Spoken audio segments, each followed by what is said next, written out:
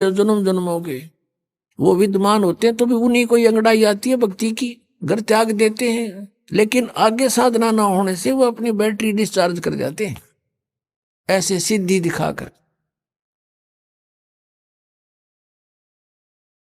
अब सब जगह आसपास चर्चा का विषय हो गया, उस महाराज की वाह वाह होगी कि एक बालक की ऐसे ऐसे आंख भी पूरी कर दी उसने। सारी जनता आसपास की पूजन लायक गिर, वो महात्मा सिद्ध पुरुष और सुप्रीम वो हो गया वहां का संत। अब कुछ दिनों के बाद क्या हुआ कि उसकी मृत्यु होगी। मृत्यु के उपरांत शेख फरीद ने वो अपना आश्रम त्याग दिया। सोचा साधना करनी है, गुरुजी ने कहा कठिन तप करो, भगवान निकटावेगा, उसके दीदार हो जाएगा। शेख फरीद तो परमात्मा पाने के लिए घर से निकला था, और भगवान ना मिला तो इस मनुष्य शरीर का हो बनेगा क्या, मैं करूंगा क्या इस मिट्टी का, ये सोचकर गुरुजी के अब बताए अनुसार घोर तप शुरू कर दिया। एक वृक्ष की मोटी टहनी कुएं के ऊपर से गई हुई थी। उसने सोचा बहुत साधना कर ली, वैसे करता हूं, ऊपर रस्सा बांध लिया वृक्ष के और अपने पैरों में बांध लिया दोनों में, और शेष रस्सा नीचे को लटका दिया और उल्टा लटक गया। अब 12 वर्ष तक उसने उल्टा लटक के कई कई घंटों कुएं में साधना की,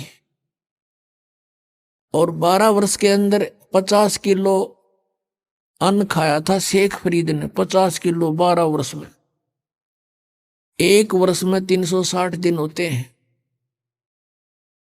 और एक दिन में वैसे तो मनुष्य की 1 किलो का आहार बताया है। यदि 10 ग्राम भी हम सोच कर चल रहे हैं तो एक महीने की भी 10 ग्राम तो होता भी कुछ को ना, 100 ग्राम माने तो भी एक महीने की ही 36 किलो हो जाती है। अपने आत्माओं, अब 12 वर्ष के अंदर 40 किलो अन्न खाया तो कैसा शरीर होगा उसका। अस्थि पंजर रह गया शेष। वो बाहर आकर के कभी कभी विश्राम करता था, परमात्मा की तरफ में रहता था, और वो ऐसे लेटा हुआ था। कौव्या ने देखा कि ये व्यक्ति मर चुका है, वो उसके ऊपर आकर बैठ गए। शरीर पर कहीं मांस था ही नहीं। उन्हें सोची कौवों ने कि माथे पर बैठ कर इनकी आंख निकाल लेते हैं। तब वो थोड़ा सा मुंह खुला उसका, कहा कि भाई कौवो, मेरे शरीर पर कहीं मांस बचा हो, उस मांस को खा लो, मेरी आंखों को मत छुओ, इसको ना डिस्टर्ब करो, मुझे अल्लाह के दीदार की आशा है, मैंने भगवान देखना है, आंखें आंखें छोड़ दो मेरी, बाकी कहीं तुम्हें कुछ मिले तो खा लो। ये मुसलमान थे, और जो मांस खाए, बकरे काटे, गऊ काटे, ये परमात्मा पालेंगे। तो वो इतना दयालु कहता कौओं को कि मेरे मांस खा लो कहीं मिल जावे तो, पर मेरी आंख मत छेड़ो, आंखें मत डिस्टर्ब करो, मुझे अल्लाह के दीदार की आशा है। अब उसने सोचा कि अगर बाहर रहूंगा तो कौवे खा जाएंगे, आंखों को भी फोड़ देंगे, भगवान मिला नहीं। उल्टा ही लटक गया। धीरे धीरे सर्क के रस्सों के साथ में अभ्यास हो रहा था, और फूट फूट कर रोने लग गया कि अल्लाह का दर्शन हुआ नहीं, और अब शरीर रहा नहीं, अब खत्म, प्राण जाने वाले। फूट फूट कर रोने लगा। अब क्या किया, परमात्मा कहते हैं गोता मारू स्वर्ग में और जा बैठूं पाताल, कह कबीर ढूंढता फिरूं अपने हीरे मोती लाल। ये इस तरह के साधक पिछले जन्म जन्मांतरों में कभी परमात्मा के परमहंस रहे इस धरती पृथ्वी पर, लेकिन बीच में फिसल जाते हैं। उन्हीं में से शेख फरीद था। अब परमात्मा पहुंच गए वहां पर, उस कुएं पर खड़े हो गए और उसके रस्से को पकड़कर खींचने लगे, क्योंकि पहले कुएं बहुत गहरे होते थे, रस्से लंबे लंबे होते थे। ऐसे खींचने लगे बाहर को। शेख फरीद ने सोचा कोई शरारती आ गया पाली और मुझे डिस्टर्ब कर रहा है। और पहले भी ऐसे गवाले जो होते थे भेड़ बकरियां चराने वाले, जो गंवार टाइप व्यक्ति, उनमें से कोई ना कोई बाबा जी उस संत के रस्से को पकड़कर ऐसे हिला देता था और यूं बैठ कर देखता था तमाशा। और वो क्या कर लेता था, ऐसे सिर कर लेता था कि सिर में चोट ना आ जा। और कभी कुएं के इधर लगता था जाके, कभी इधर। वो कुछ देर छेड़छाड़ कर चले जाते थे। पता था उसका कि किस किस के साथ लड़ूं, बच्चे हैं, करते रहेंगे। उन्हीं में से कोई और दूसरा उनको धमका देता था कि ऐसा मत करा करो संतों के साथ, तो कई दिन नहीं कोई आता था।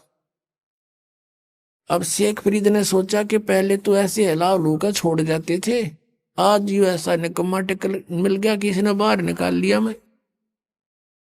अब वो बाहर निकालते निकालते यूं उल्टा लटका लटका कहता है कि ए भाई मुझे ना छेड़े, मुझे डिस्टर्ब ना करे, मैं अपना काम कर रहा हूं, तू अपना काम कर। परमात्मा ने कहा कि तू क्या कर रहा है यहां पर? ए भाई, मैं भगवान के दर्शन के लिए, परमात्मा को देखने के लिए, परमात्मा के पाने के लिए मैं साधना कर रहा हूं। तो परमेश्वर कबीर देव जी ने कहा कि मैं हूं अल्लाह अकबर।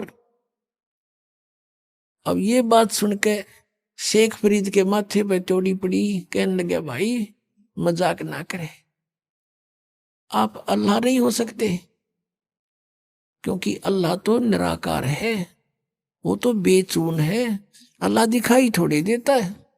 परमात्मा कहने लगा भले आदमी, फिर तू डरे ढो इसमें, तू क्या कर रहा है? एक तरफ तो कहता मैं परमात्मा के दीदार के लिए प्रयत्न कर रहा हूं, और परमात्मा निराकार बतावे तू, फिर क्यों डले ढो रहा है इसमें?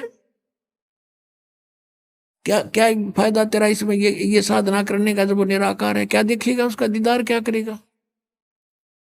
अब क्या करे ना, गामकार ज्ञान का तो चमका ऐसा लग गया करे, एकदम उसकी बुद्धि सेट होगी, मालिक खड़े सामने।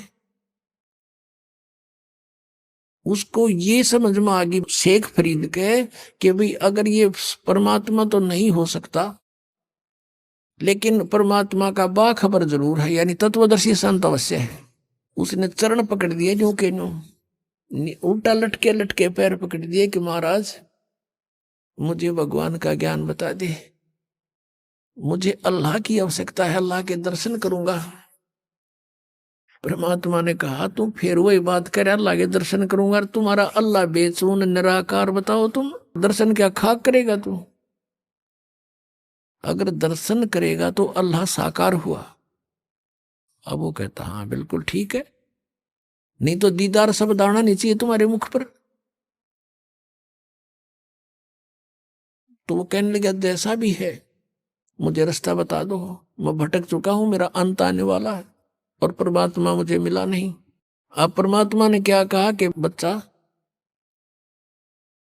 इस देही शरीर के साथ तरीके शत्रुता है, कभी खत्म कर लिया है तो बहुत महंगे, बहुत कॉस्टली है, इस तरह परमात्मा नहीं मिलता। परमात्मा पाने का एक मंत्र है, जाप है, और भूखा रहने भगवान मिले नहीं, गना खाने से भगवान मिले नहीं। इतना भी नहीं खाना चाहिए कि अंगड़ाई टूटर जो माइया दड़ी पक्का खा ले, और इतना कम भी नहीं खाना चाहिए कि कमर टेढ़ी हो जा। के भक्ति करोगे, प्रथम अंजल संयम राखे, योग युगत सब सतगुरु भाखे। खाने पीने पर संयम बरते, हिसाब का खावे, इतना खावे